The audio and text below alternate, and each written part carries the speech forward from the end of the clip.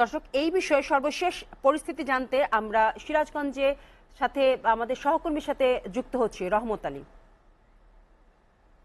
রহমত, সিরাজগঞ্জে বন্যা কবলিত এখন লক্ষাধিক মানুষ রয়েছে এবং ত্রাণ সহায়তা নিয়ে কি বলছে স্থানীয় জনপ্রতিনিধি এবং জনপ্রশাসন?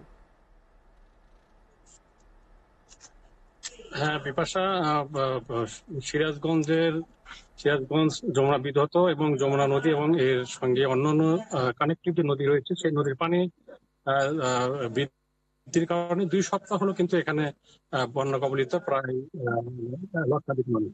এবং এই যিনি জানেন যে পানি 2 সপ্তাহ হলো বৃদ্ধির পর 2 দিন আবার কমেছিল, আর তারপরে আবার বৃদ্ধি হওয়ার পরে আবার 2 দিন হলো পানি কমতে শুরু করে।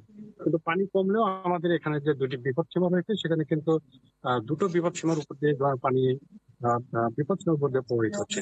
এবং আপনি জানেন, আপনার মাধ্যমে জানাতে চাই যে আমাদের এই 5টি উপজেলার 35টি ইউনিয়নের অধিকাংশ অঞ্চল কিন্তু আপনার চরাঞ্চল, এবং চরাঞ্চলের যে পানি বৃদ্ধির কারণে সেখানকার মানুষের কিন্তু দুর্দশা আরো বেশি। এক কথায় আমাদের সিরাজগঞ্জের কিন্তু বন্যা পরিস্থিতির মূলত এখনো উন্নত হয়নি, আগের অবস্থায় রয়েছে। আরেকটি বিষয় জানিয়ে রাখি যে পানি যখন দীর্ঘদিন অর্থাৎ 2 সপ্তাহ বা 3 সপ্তাহ থাকে তখন কিন্তু পানিবাহিত রোগ বালাই শুরু হয়ে যায় এবং গোচরণ ভূমি তলিয়ে যায়, আবাদি জমি এগুলো তলিয়ে যায় এবং সেটা কিন্তু ইফেক্ট শুরু হয়েছে এবং সেটি অলরেডি এর ইফেক্ট শুরু হয়েছে, অর্থাৎ দুর্ভোগ কিন্তু শুরু হয়েছে।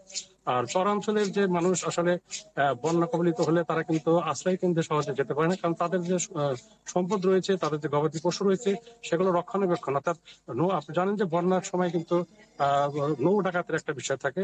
সেই নৌ ডাকাতের এবং চুরি ডাকাত থেকে রক্ষার জন্য কিন্তু তারা যার যার যে নিজ বাড়ি সেখানে কিন্তু অবস্থান করে।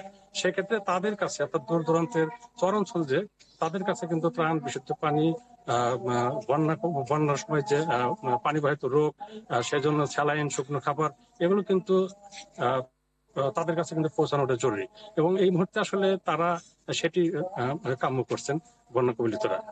তো বিপাশা, আমার কাছে সিরাজগঞ্জ থেকে বন্যার এই ছিল সর্বশেষ পরিস্থিতি। বিপাশা। ধন্যবাদ।